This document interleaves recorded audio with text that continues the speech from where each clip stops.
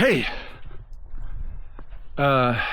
heute ist es so schön, da musste ich direkt mal raus hier in die Natur. Ich musste ein bisschen radeln und es ist so schön warm heute an diesem Herbsttag, dass man gar keine Jacke mehr anziehen kann. Es ist zu warm.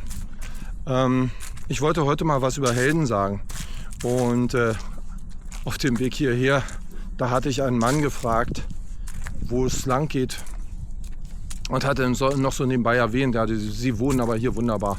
Er sagte, ja, früher war es hier wunderbar. Ich sag, wieso denn früher? Was war denn früher anders? Und da hat er vom Leder gezogen. Das war früher viel ruhiger und die Bundespolizei fliegt jetzt immer mit Hubschraubern Tag und Nacht. Und überhaupt das Außenministerium, das trägt unser Geld nach Peru. Und die erzählen ein Zeug und so weiter und so weiter. Und ich sag, tja, das begleitet mich jetzt auch schon seit 10 Jahren. Aber ich meine, man versucht ja auch da jetzt nicht zu verrückt zu werden. Man muss ja auch noch leben. Wie konnte es denn überhaupt so weit kommen? Dachte ich mir so. Und da waren wieder diese Helden. Ne? Wozu braucht man Helden überhaupt?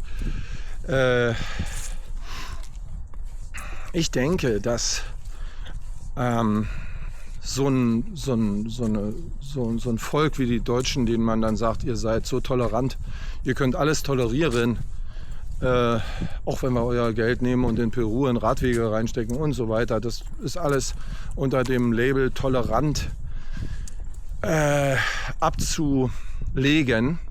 Das müssen doch, wenn das die Leute glauben sollten, ich weiß es natürlich nicht, das müssen doch dann Leute sein, so ungefähr, die sagen, was, so tolerant bin ich?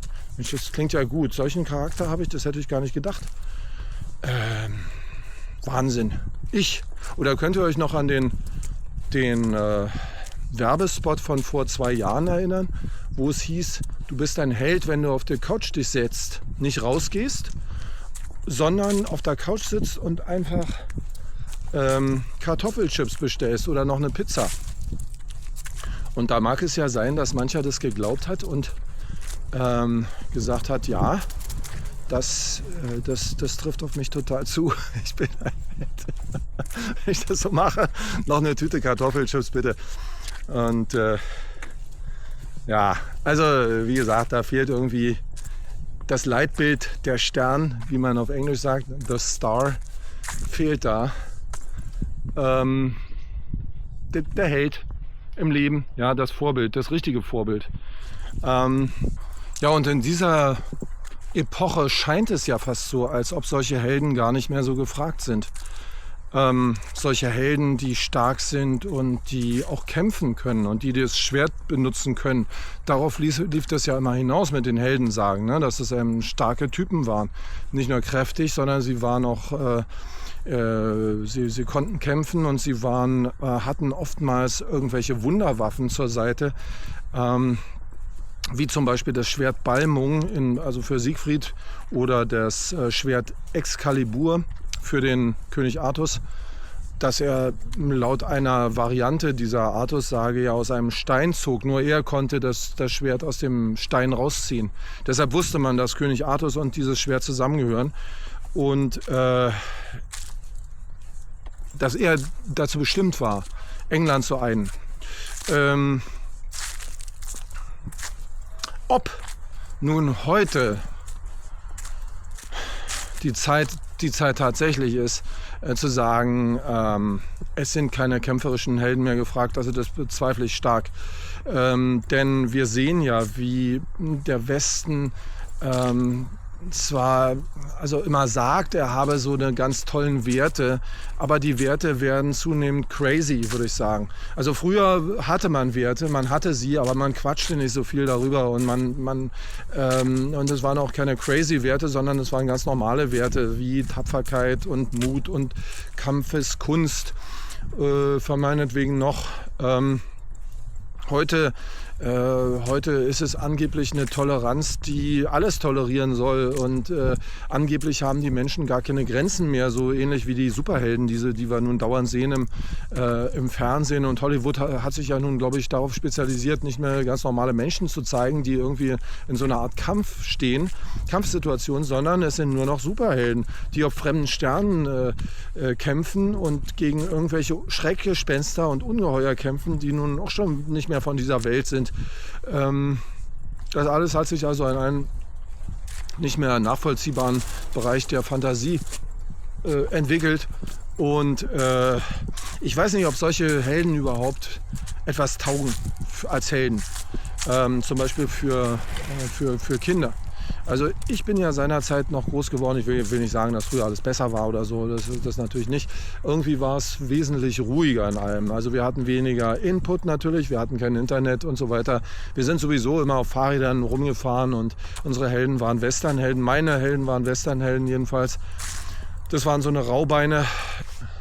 Ich hatte darüber nachgedacht, weil ich hatte doch gestern etwas erzählt, dass ich glaube, dass Männer einfach ein bisschen rauer, grober, direkter und so weiter sind. Und dachte mir dann und hatte auch noch gesagt, eine Königin würde solche Worte, wie ich sie manchmal benutze, ja nicht sagen. Aber meine Helden waren ja auch keine Königinnen, sondern meine Helden waren, wenn überhaupt, dann Könige, wie Artus. Und hätte Artus vielleicht mal ein Schimpfwort benutzt? Ja, würde ich sagen, ja. Hätte John Wayne sowas mal gesagt? Ja, absolut. Und so gesehen hatte ich also so überlegt und gedacht, ja, da habe ich mich, glaube ich, ja so entwickelt, wie meine Vorbilder sind. Da habe ich ja dann sozusagen einige Eigenschaften von denen tatsächlich erworben. Und mag sie eigentlich auch ganz gerne nach wie vor. Diese Eigenschaften meine ich und die Vorbilder auch sowieso. Ja, jedenfalls also der Werte-Westen mit seinen ganzen Werten, die zunehmend crazy werden und wo man den Leuten dann einfach sagen kann, guck mal, ihr habt so eine Werte, Leute. Ne? Ja, eure Werte sind, dass ihr so tolerant seid. So tolerant, dass wir alles mit euch machen und ihr toleriert es einfach. Und da dachte ich mir so, da fehlt es doch tatsächlich an Helden. Helden deshalb, weil die Leute selber müssen doch wissen, was für Helden sie haben. Man kann auch nicht den Leuten immer erzählen, ihr wollt jetzt Grießbrei haben, ihr wollt, was weiß ich, Haferflocken, sondern es ist doch der normale Lauf der Dinge, dass die Leute selber irgendwelche Helden haben, einen Charakter haben und sagen, sie wollen dies und jenes und was anderes wollen sie aber nicht. Ja? Wie kann denn das sein, dass immer die Leute alles angeblich wollen? Was sie aber tatsächlich dann doch auch wieder tun. Also man sagt, dies wollte er haben, ja, dies wollte er, ja, wollen alles haben. Alles ist okay. Es ist auch, würde ich sagen, eine Art Gleichgültigkeit. Und wenn man sich so diese reiche europäische Kultur ansieht, die all diese wunderbaren Vorbilder eigentlich hat, und die aber irgendwie abgeschrieben ist, weil jede andere Kultur auf der Welt wäre angeblich ja besser. Da muss ich sagen, irgendwie schade drum. Das ist doch schade drum. Ja, ich glaube, das sucht seinesgleichen auf der Welt. Diese Sagen von Götterfamilien, griechische Götterfamilien, angelsächsische Götterfamilien, Wotan, die Artus-Sage, Beowulf, Odin, glaube ich, in den skandinavischen Ländern. Also diese ganze Geschichte von den Helden, die gerne mit dem Schwert in der Hand sterben, weil sie dann von den Walküren hoffentlich aufgelesen werden, um von diesen Jungfrauen an den Tisch Odins begleitet zu werden, wo ein immerwährendes Gelage scheinbar stattfindet in Valhall. Und das sind auf jeden Fall Sagen und Vorbilder, die sich irgendwie nicht hätten alles gefallen lassen. Und inwiefern da diese neue Popkultur, der zufolge alles möglich ist, wo die Helden nur noch fliegen und alles zugleich können. Kampfkunst und Bodybuilding und sind Technik-Nerds. Das merkt man immer dann, wenn sie irgendwie mal, weiß ich nicht, durch eine Sperre durch müssen. Ne? Dann haben sie immer irgendwie einen Trick, wie das dann doch geht. Das wäre ja nicht das Ding der alten Helden gewesen. Auch nicht von John Wayne oder so. Die hätten das Schloss aufgeschossen, glaube ich.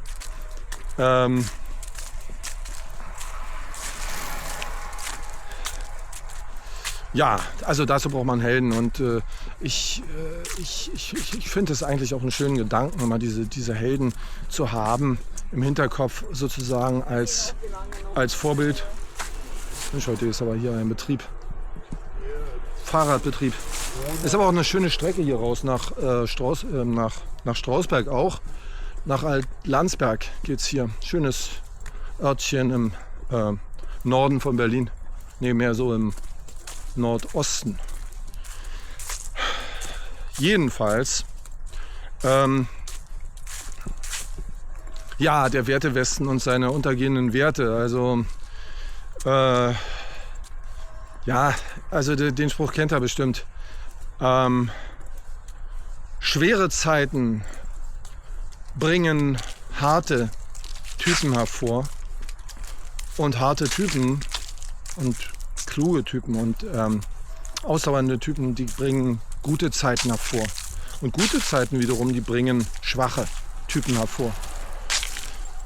Und schwache Typen und so weiter, die bringen natürlich dann wieder die schlechten Zeiten hervor und so dreht sich einfach das Rad immer weiter. Und wir sind nun, das hatte ich ja nun in einer Sendung mal auch gezeigt anhand so einer Kurve, wir sind an der Spitze unserer Zivilisation angelangt, würde ich sagen, haben die Spitze überschritten und wir sehen, was turnusmäßig eigentlich erfolgt, ein Niedergang dieser spezifischen Zivilisationen und andere Zivilisationen nehmen den Staffelstab gerne auf und machen einfach weiter. Zurzeit ist ja gerade eine Tagung der BRICS-Staaten, ja, in Kasan, Russland. Bei uns in den Medien hört man davon natürlich nichts. Warum? Weil das möchte man am liebsten gar nicht wissen. Und was man nicht weiß, das gibt es ja dann auch nicht. So nach dem Motto. Diese BRICS-Staaten, die haben, ob sie es so ausdrücken oder nicht, ich glaube, sie sind diplomatisch geschickt genug zu sagen, sie sind nicht gegen den Westen, sondern sie wollen ein Komplementärmodell erschaffen oder so. Man hatte ja also insbesondere Russland mit Sanktionen überzogen. Sie konnten also nicht mehr die Währung Dollar benutzen, das SWIFT-System stand nicht mehr zur Verfügung und da haben die jetzt einfach ihr eigenes gemacht, ihr eigenes SWIFT-System, ich weiß nicht, wie es heißt. Und sie haben eine ganze Menge an Gefolgschaft gefunden. Die BRICS-Staaten selber bestehen ja aus Brasilien, Russland, Indien, China und Südafrika erstmal. Und jetzt an dieser Konferenz in Kasan kommen eben noch 13 weitere hinzu, unter anderem die Türkei, unter anderem Vietnam, unter anderem Nigeria, unter anderem Kuba. Das sind bloß ein paar Länder, an die ich mich erinnern kann. Ich will damit nur sagen, und gerade im Zusammenhang mit diesen Helden will ich jetzt eigentlich auch nichts auf was Politisches abschweifen. Ich will sagen, dass der Wertewesten, der sogenannte, der steht unter Beschuss. Und warum? Weil seine Werte unter die Räder gekommen sind. Ja? Nun mag mancher denken, das habe mit Helden nichts zu tun, aber es ist eine ganz allgemeine, eine ganz allgemeine Dekadenz der Werte. Ich will erstmal damit schließen und verabschiede mich von diesem wunderschönen Tag im Herbst und wünsche euch noch ein schönes Wochenende. Bis dann. Tschüss.